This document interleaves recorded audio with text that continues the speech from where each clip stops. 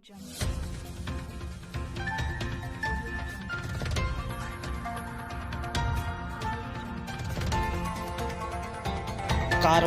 TV हर पल आपके साथ। रसूल का दुश्मन, ईमान का दुश्मन, दीन का दुश्मन, इत्तिहाद का दुश्मन, इत्तिहाद का दुश्मन, कुरान का दुश्मन, वसीम रिजवी, वसीम रिजवी, दीन का दुश्मन, दीन का दुश्मन, कुरान का दुश्मन, रसूल का दुश्मन, दीन का दुश्मन, वसीम रिजवी, वसीम रिजवी, वसीम रिजवी, इत्तिहाद का दुश्मन, इत्तिहाद का दुश्मन, दीन का दुश्मन, दीन का दुश्मन, दीन का दुश्मन, इस कुत्ते पर, इस कुत्ते पर, इस कुत्ते पर, इस लानती पर, बेगाने पर, बेदीन पर, बेहया पर, बेशरम पर, इस खबीस पर, इस चुगलखोर पर, इस बेईमान पर, इस बिकने वाले पर, शिया सुन्नी के दुश्मन पर, शिया सुन्नी के दुश्मन पर, इत्तिहाद के दुश्मन पर, वसीम रिजवी, वसीम रिजवी, हुसैनियत जिंदाबाद, हुसैनियत जिंदाबाद, हुसैनियत जिंदाबाद, हुसैनियत जिंदाबाद, हुसैनियत जिंदाबाद, यजीदियत मुर्दाबाद, यजीदियत मुर्दाबाद, यजीदियत मुर्दाबाद, वसीम रिजवी मुर्दाबाद, वसीम रिजवी मुर्दाबाद, वसीम रिजवी। वसीम रिजवी का शिया समुदाय के लोगों ने किया पुतला दहन। शिया समुदाय के लोगों ने कहा कौम का गद्दार है वसीम रिजवी। कुरान की आयतों को हटाने की याचिका लेकर सुप्रीम कोर्ट जाने वाले शिया वक्फ बोर्ड के पूर्व चेयरमैन वसीम रिजवी के खिलाफ शिया समुदाय के लोगों ने प्रदर्शन किया। रिजवी के पुतले का जुलूस निकालकर आग के हवाले करते हुए गुस्सा जाहिर किया। जिला बरेली के नवाबगंज के गांव खाता नवदिया में करबला शरीफ पर शिया समुदाय के क्षेत्रीय लोगों ने वसीम रिजवी का पुतला दहन किया। शिया समुदाय के लोगों ने वसीम रिजवी को इंसानियत और मुसलमान का दुश्मन बताया है। शिया समुदाय के लोगों ने कहा वसीम रिजवी देश के शिया और सुन्नी समुदाय को आपस में बांटना चाहते हैं और देश का अमन सुकून खराब करना चाहते हैं, मगर हिंदुस्तान का शिया और सुन्नी मुसलमान इन जैसे दलालों के बहकावे में नहीं आने वाला है। करबला में एकत्र हुए लोगों ने वसीम रिजवी के बेबुनियाद बयान और सुप्रीम कोर्ट में दाखिल की गई PIL का जिक्र किया।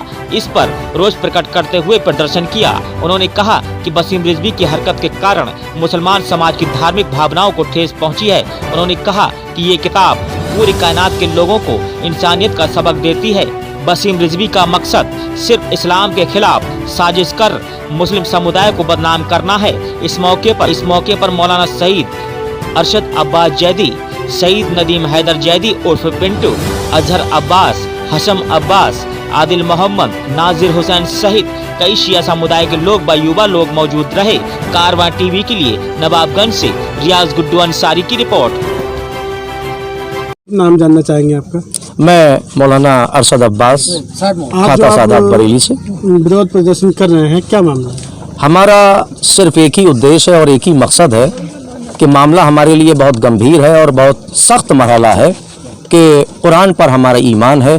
कुरान वायलेंस को ख़त्म करना चाहता है, कुरान दहशतगर्दी को मिटाना चाहता है और वसीम रिजवी का जो मकसद है इस लानती का वो ये है, सिर्फ और सिर्फ ये मकसद है कि ये शिया सुन्नी के इत्तेहाद को ख़त्म करना चाहता है।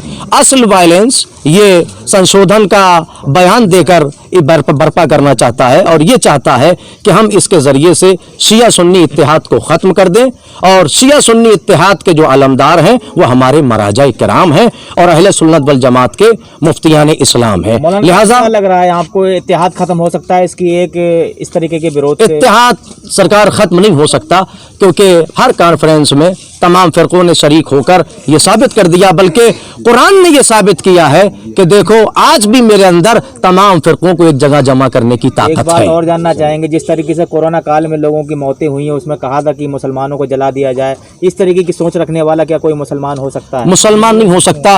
ये वसीम रिजवी मुसलमान नहीं, बल्कि कुरान कहता है और अल्लाह कहता है कि इस्लाम में संशोधन करने वाला, कानून इस्लाम को तब्दील करने वाला और तब्दील करने की आवाज़ उठाने वाला शिया तो बहुत बड़ी बात है, किसी कीमत पर मुसलमान नहीं हो सकता।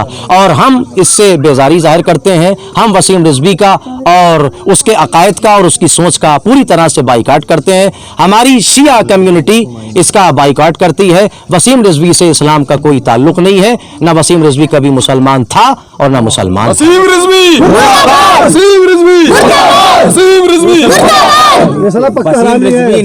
रिजवी ने मदरसों को लेकर भी आपत्ति जताई थी कि इसमें आतंकवाद को बढ़ावा दिया जाता है। किस नजरिए से आप इसको देखते हैं और क्या कहना चाहेंगे इसके लिए आप?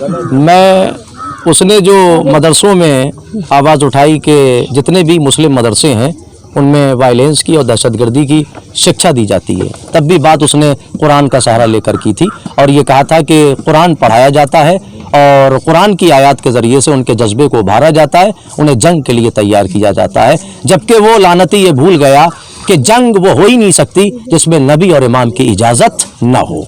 नबी और इमाम की इजाज़त के बगैर अगर आप किसी भी तरीके से किसी को अजियत पहुंचा सकते हैं तो वो फिसाद होगा, उसे जंग नहीं कहा जाएगा। मौलाना क्या लग रहा है इसके पीछे कोई राजनीति स्टंट कोई लग रहा है, किसी का कोई पॉलिटिशियन कोई करवा रहा है इससे, अब इसकी अपनी मानसिकता है, ये क्या है? नहीं, अभी तो हम ये नहीं कह सकते कि कौन क्या करवाना चाहता है, लेकिन अभी सबसे बड़ा हमारे लिए मसला ये है कि ये चाहता है कि ये एक राजनीतिक मुद्दा बने और लोग इससे फ़ायदा उठाएं।